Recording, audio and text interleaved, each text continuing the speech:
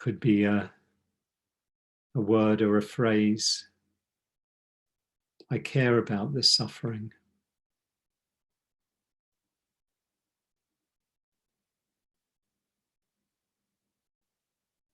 And breathing out in a relaxed way. Breathing in care for yourself, compassion for yourself. All of us right now, in our different ways, are holding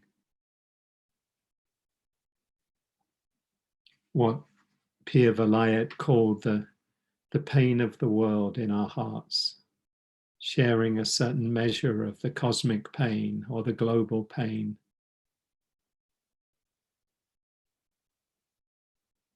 So being sure that we take care of ourselves, that we do what we need to do, both in meditation and in mindfulness in daily life, but also in other areas of our life, to find some balance, to ensure connection with others, with loved ones, with those we care about, with others, to reach out, maybe reach out to those who are suffering, those who are in particular pain in these times, through sickness or loss of work or income or financial situation, and many, many other ways that people are feeling pain in this time. So breathing in compassion, kindness for ourselves. Could be a word or a phrase. May I be safe. May I be happy. May I be kind to myself in these times.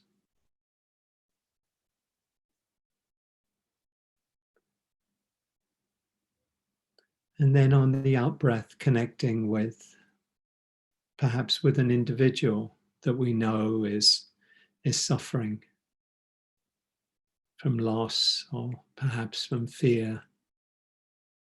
Those who are older, or their health is compromised in one way or another, maybe feeling particular anxiousness or fear.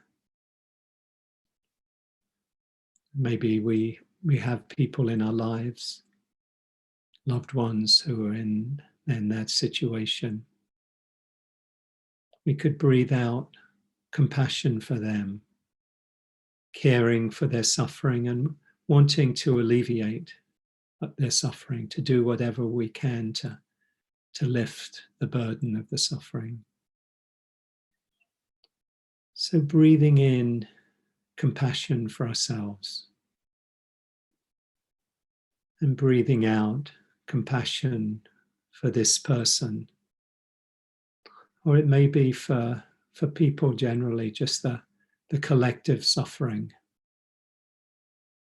of these times in the country and throughout the world.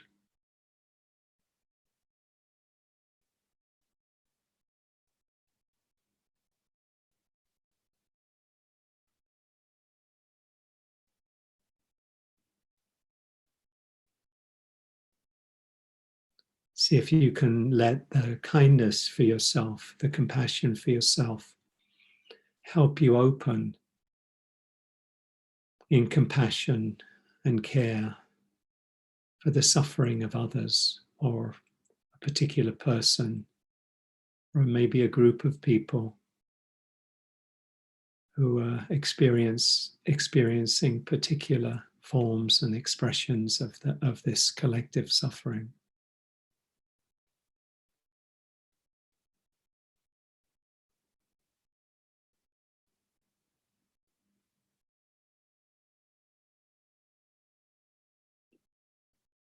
Just as we do in the loving kindness meditation, we can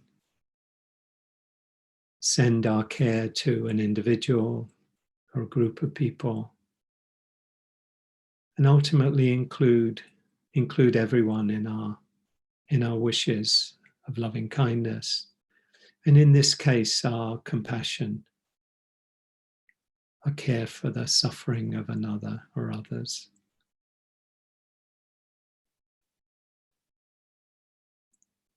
And remembering and including too those who are causing suffering, that we can, as we allow our hearts to open and connect with each other, we can see that we're all in this boat together. Everyone, all humans, really all sentient beings in these times. And not to divide ourselves or separate ourselves, even from those who are causing suffering, because they too are suffering. If we reflect on that expression that hurt people, that those who are hurting others or causing harm, cause harm from their own pain. As that quote from James Baldwin, those clinging so much to their hate are really,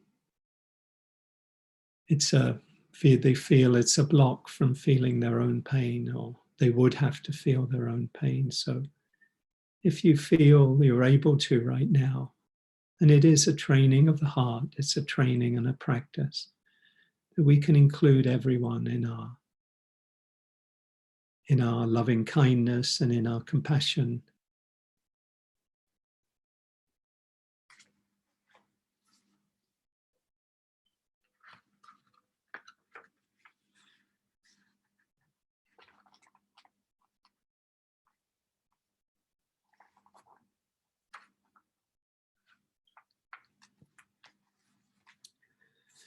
The great Soviet dissident Alexander Solzhenitsyn said, "If only it were all so simple.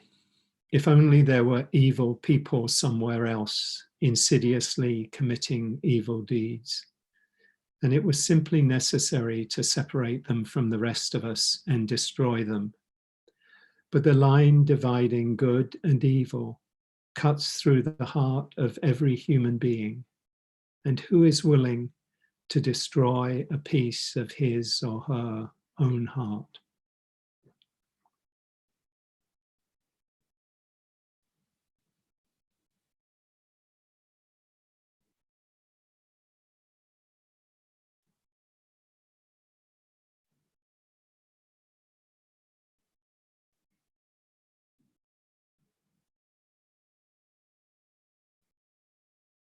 Breathing in compassion for ourselves. Breathing out compassion for another or for others, for all beings, everyone, all of us connected together, none of us immune.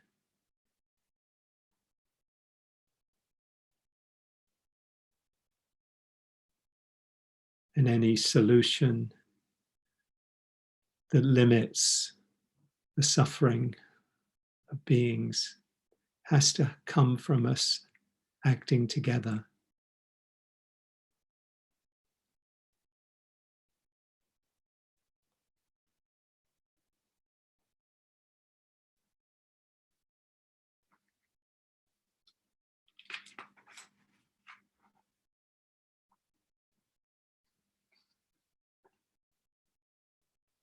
Remembering too Thich Nhat Hanh's reflection that on the refugee boats escaping storms and pirates, that if everyone panicked, then all would be lost. But if even one person remained balanced and calm, then it impacted everyone, and that all could be saved.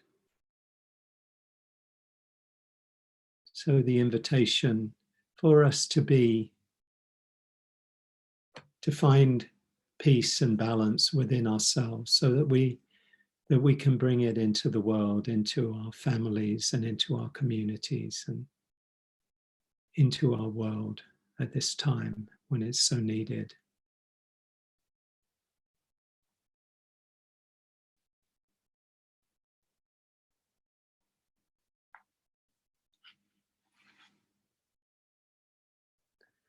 And finishing with a poem by the beloved Mary Oliver, kind of a little lighter. I worried a lot. Will the garden grow? Will the rivers flow in the right direction? Will the earth turn as it was taught? And if not, how shall I correct it? Was I right? Was I wrong? Will I be forgiven? Can I do better? Will I ever be able to sing? Even the sparrows can do it, and I'm, well, hopeless. Is my eyesight fading, or am I just imagining it? Am I going to get rheumatism, lockjaw, dementia? Finally, I saw that worrying had come to nothing and gave it up, and took my old body and went out into the morning and sang.